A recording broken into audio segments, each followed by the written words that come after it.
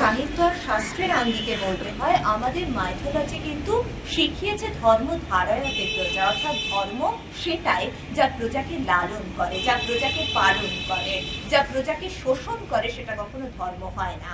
তৈত্তিরীয় উপনিষদ যদি আমরা দেখি সেখানে বলা হচ্ছে সত্যঙ্গদ, তারপরে বলা হচ্ছে ধর্মাঞ্চর, তারপরে বলছে স্বাধ্যায়ান মা প্রমদ। আমরা তো সত্য ভ্রষ্ট, আমরা পদে পদে মিথ্যাকে আশ্রয় করে মিথ্যে বলাটাই তো সবচেয়ে বড় অধর্ম।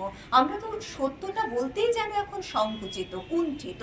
তো এই যে একটা পরিস্থিতি, বেসিক জায়গাতেই আমাদের গোড়ায় গলদ। তো আমরা যদি মহাভারতে দেখি সেখানে শান্তি পর্ব, অনুশাসন পর্ব, একের পর এক শ্লোক রয়েছে যেখানে বলা হচ্ছে ধর্মটা আচরণের জিনিস, বিজ্ঞাপনের জিনিস না। সেটা আচরণীয়, সেটা বিজ্ঞাপনীয় নয়, এবং সেটা কখনো করলে তার কি সেটা মহাপাতকের কর্ম, এরকমও বলা হচ্ছে। তৎকালীন সময়ে যেভাবে আমরা দেখেছি বা যে ব্যাখ্যাগুলো আমরা করেছি। কিন্তু ব্যাপারটা যেটা হচ্ছে, এখন যেটা হচ্ছে সেটা তো ধর্ম নয়, ধর্মের নামে ধর্ম শব্দটাকে নিয়ে ব্যবসা করা হচ্ছে। প্রকৃত ধর্মাচরণ নয়, প্রকৃত ধর্ম আচরণে কিন্তু চিৎকার থাকে না। সেখানে সেই আচরণটা লোক আপনি আচরি ধর্ম অপরিশিকা, মানুষ আগে আচরণ করবে। এখন কেউ আচরণ করেন, এখন সবার আগে বিজ্ঞাপন করে আমি বড় ধার্মিক। আমি যদি একদম আমাদের এসো ধর্ম সনাতন, সেই সনাতন ধর্মের জায়গায় যদি যাই, চৈতন্য ভাগবত, চৈতন্য চরিতামৃত, সেখানেও হরিদাস ঠাকুরকে তো চৈতন্য মহাপ্রভু বলছেন, হরিদাস এই মোর দেহ হইতে তুমি মোর বড়, তোমার যেই জাতি সেই জাতি মোর দহ, তোমার মুখেতে আমি করিয়ে ভোজন, তুমি চলিলে হয় আমার গমন, জাতিকুল সব বিরক্ষক বোঝাইতে জন্মিয়াছ নিজ কুলে, তুমি আমার অজ্ঞাতে।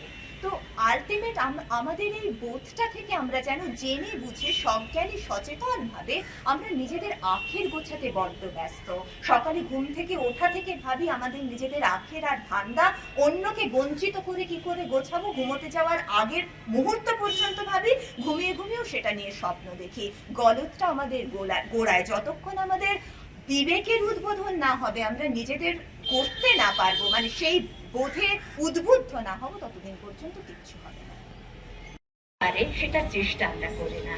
আমরা সবার আগে মানুষ মানুষকে পূর্ণ করে, মানুষ মানুষকে জীবিকা করে, এই কাজটাই খুব যত্ন করে নেমে করি।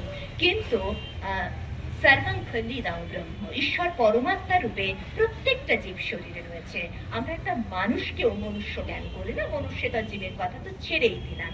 এইরকম আমরা যারা মানুষ, পশুর মধ্যে পশুত্ব থাকবে, মানুষের মধ্যে মনুষ্যত্ব থাকবে, এটাই তো ধর্ম।